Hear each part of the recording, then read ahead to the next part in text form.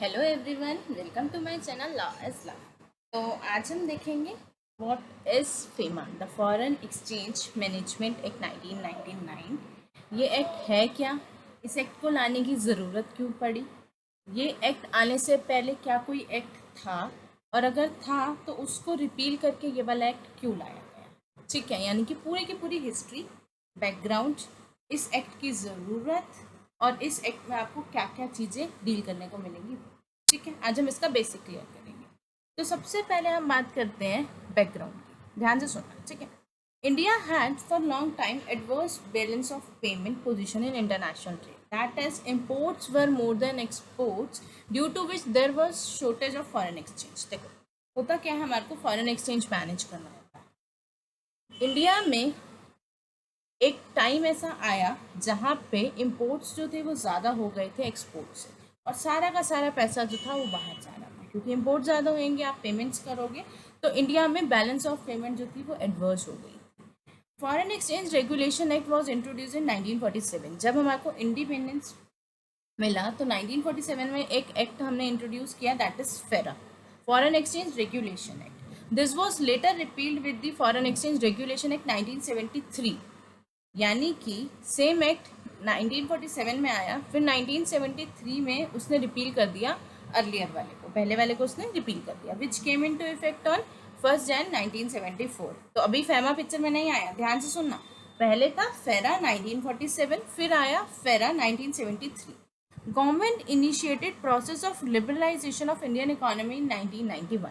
1991 में प्रोसेस शुरू हो गया था लिबरलाइजेशन का।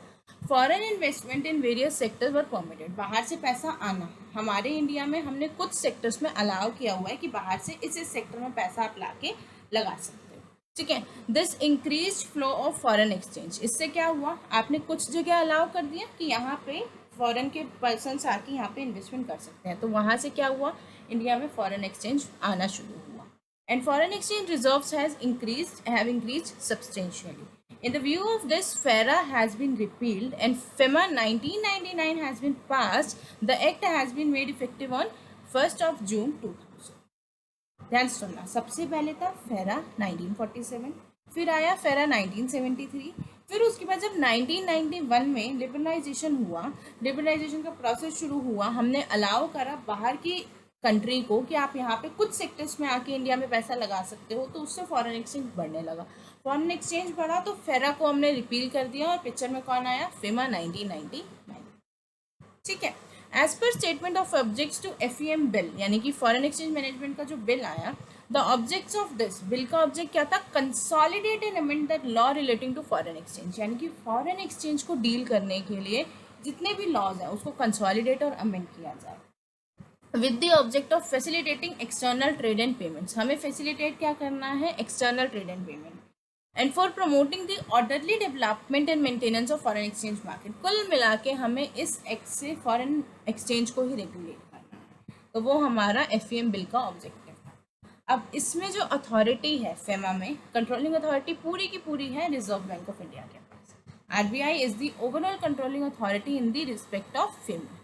तो आपको एक क्लियर बैकग्राउंड समझ में आया, पहले था फेरा, मेरे पीछे पीछे बोलो, सबसे पहले था फेरा 1947, फिर आया फेरा 1973, फिर ग्लोबलाइजेशन और लिबरलाइजेशन वाला प्रोसेस हुआ 1991 में, उसके बाद 1999 में हमारा आया फेमा। ठीक है, अब एक्ट की ज़रूरत क्यों पड़ी। ठीक है, the change in the economic scenario, globalisation of capital, free trade होने लगा, necessitated the need for managing foreign exchange, हमें ज़रूरत लगने लगी कि हमें फॉरेन एक्सचेंज को मैनेज करना है, किससे, ऑर्डरली मैनर में मैनेज करना है, to facilitate cross border trade, हमें क्रॉस बॉर्डर ट्रेड को फैसिलिटेट करना है, and cross border capital flows, पैसा आएगा जाएगा, मतलब क्रॉस बॉर्डर एक कंट्री से दूसरी कंट्री में कैपिटल आएगा जाएगा, आउटफ्लो और इनफ्लो दोनों को मैनेज करना है। Exchange control law was required, तो हमें ज़रूरत पड़ी कि हमें एक एक्सचेंज, फॉरेन एक्सचेंज को कंट्रोल करने के लिए एक लॉ चाहिए।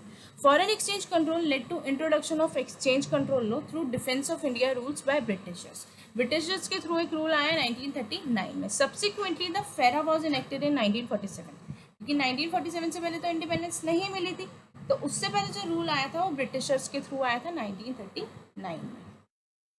ठीक है, Government through the introduction of process of liberalization of Indian economy in 1991 permitted foreign investment. मैं आपको पहले बता चुकी हूँ, गवर्नमेंट ने लिबरलाइजेशन के थ्रू कुछ जगह पे इन्वेस्टमेंट जो थी वो अलाउ कर दी थी, एंड फॉरेन एक्सचेंज जो थे वो सब्सटेंशियली इंक्रीज हो गए थे. As of today FERA has been replaced और repeal, and FEMA has been passed.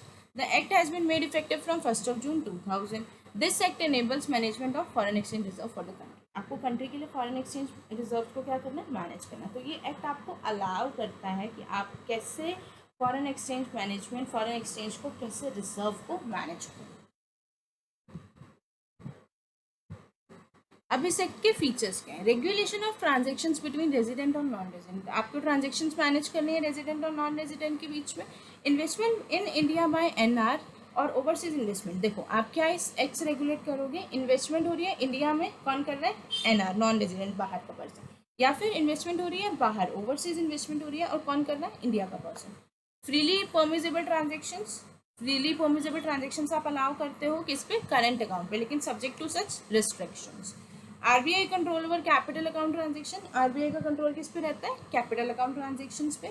Requirement for realisation of export proceeds and repatriation. आपने एक्सपोर्ट किया, ठीक है, एक्सपोर्ट किया, पैसा आया, एक्सपोर्ट से पैसा आया, अब उसको आप रिपार्टिएट करके इंडिया में कैसे लेके आओगे, वो आप यहाँ से रेगुलेट करोगे. Dealing in foreign exchange through AP. आपको फॉरेन एक्सचेंज में डील करना है तो वो आप ऑथराइज पर्सन के थ्रू डील करते हो, जैसे कि authorise dealer, money changer, offshore banking unit. Okay, इन सबको हम डेफिनेशन के थ्रू समझेंगे. अभी के लिए आप वर्ड्स याद करो. एजुडिकेशन एंड कंपाउंडिंग की. फेमा में कोई ऑफेंस हो गया तो उसको हम कैसे एजुडिकेट करेंगे, कैसे उसकी कंपाउंडिंग होगी. Investigation of offences by directorate of enforcement. Investigation, या तो देखो ऑफेंस हुआ उसको एजुडिकेट कराओ, उसकी कंपाउंडिंग करके फाइन पेनल्टी भर के खत्म करो, या फिर उसमें इन्वेस्टिगेशन होगी तो इन्वेस्टिगेशन कौन करेगा, DOE, directorate of enforcement. Appeal provisions लगेंगे तो appeal provisions including special director appeal, appellate tribunal. तो ये सब चीज़ें आपको इसमें पढ़ने को मिलेंगी. उसके बाद आता है इन्फोर्समेंट ऑफ फेमा. फेमा को इन्फोर्समेंट जो है अथॉरिटी किसके पास थी, ध्यान से सुनना. दो RBI exercises overall control over FEMA exchange transactions, foreign exchange transactions. ये मैं आपको पहले बता चुकी हूँ कि पूरे की पूरा जो कंट्रोल है वो आरबीआई का. But enforcement of FEMA has been entrusted to a separate directorate of enforcement formed for this purpose. Special एक अथॉरिटी बनाई डायरेक्टरेट ऑफ इन्फोर्समेंट, और उस अथॉरिटी को दिया गया ये काम कि वो इस फेमा को इन्फोर्स कराएगा, सेक्शन 36. ठीक है, अब फेमा का ब्रॉड स्ट्रक्चर देखो क्या है, ये आप ऊपर ऊपर से एक बार रीड कर लेना. 7 चैप्टर में डिवाइड है, हर चैप्टर में आपको कौन कौन से सेक्शन पढ़ने को मिलेंगे, that is here only. Okay, next है extra territorial jurisdiction of FEMA. अब देखो फेमा की जुरिस्डिक्शन, फेमा कहाँ अप्लाई होगा कहाँ नहीं होगा. This act extends to whole of India. ये एक्ट जो है पूरे के पूरे इंडिया पे लगेगा, लेकिन ध्यान से सुनना, it has some extra territorial jurisdiction too. इसकी कुछ एक्स्ट्रा जुरिस्डिक्शन भी है. It also applies to all branches, offices and agencies outside India.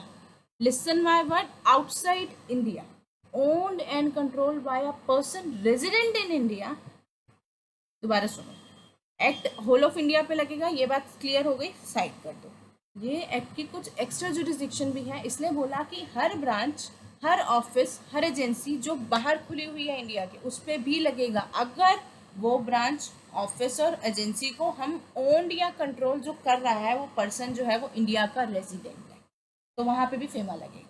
And also to any contravention, कोई कॉन्ट्रावेंशन हुआ है, कुछ आपने कानून का उल्लंघन किया है, thereunder committed outside India, वो भी बाहर हुआ है, लेकिन by any person to whom the act apply, उस पर्सन ने किया है जिस पे ये एक्ट अप्लाई होता है, तो उस पर भी फेमा लगेगा.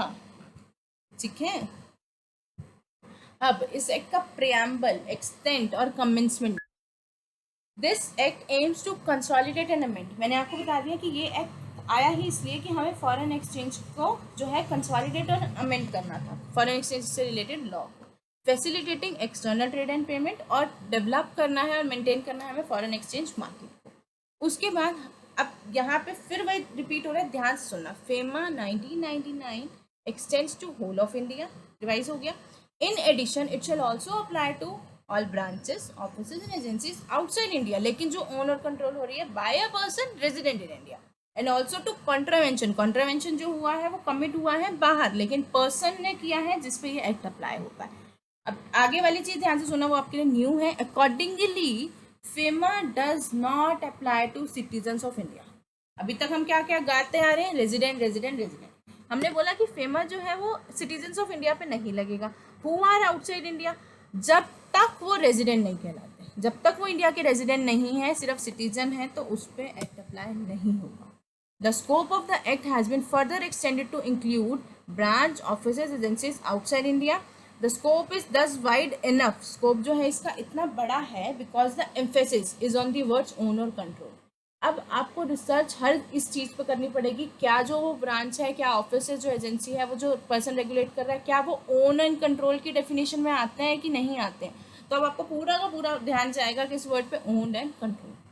Even contravention of FEMA committed outside India by a person to whom this act apply will also be covered by a FEMA. तो FEMA ने कुछ नहीं छोड़ा, सब कुछ कवर कर दिया, लेकिन आपका मेन ध्यान जाना चाहिए ओन एंड कंट्रोल पे। फिर कॉन्ट्रावेंशन के आप चेक करोगे क्या इस पर्सन पे एक्ट अप्लाई हो रहा है कि नहीं हो रहा है। और एक्ट की कमेंसमेंट कब हुई थी? 1 जून 2000। ठीक है, तो FEMA क्या था, क्यों आया, क्या ज़रूरत थी, इससे पहले कौन से एक्ट थे जो आए और गए, फीचर्स क्या हैं, कितने पार्ट्स में ये FEMA डिवाइड है, 7 चैप्टर में। एक्स्ट्रा टेरिटोरियल जुरिसडिक्शन क्या है इसकी, कब आया, क्या प्रीएम्बल है, कहाँ कहाँ एप्लीकेबल होता है, और कब से इसकी कमेंसमेंट। उम्मीद करती हूँ आपको इंट्रोडक्शन और बैकग्राउंड एटलीस्ट क्लियर हो गया, सो दैट कि हम जब आगे की सेक्शंस कवर करेंगे तो आपको इंट्रोडक्शन पहले क्लियर होना बहुत ज़रूरी है। बैकग्राउंड पता होना चाहिए किसी भी एक्ट का, इंटेंशन, ज़रूरत कि उस एक्ट को लाया ही क्यों गया। ठीक है, तो अगर वीडियो अच्छी लगे तो प्लीज़ लाइक करें, अपने कलीग्स के साथ, अपने फ्रेंड्स के साथ वीडियो को शेयर करें। मिलेंगे नेक्स्ट टॉपिक के साथ नेक्स्ट वीडियो में, तब तक के लिए बाय बाय, थैंक यू।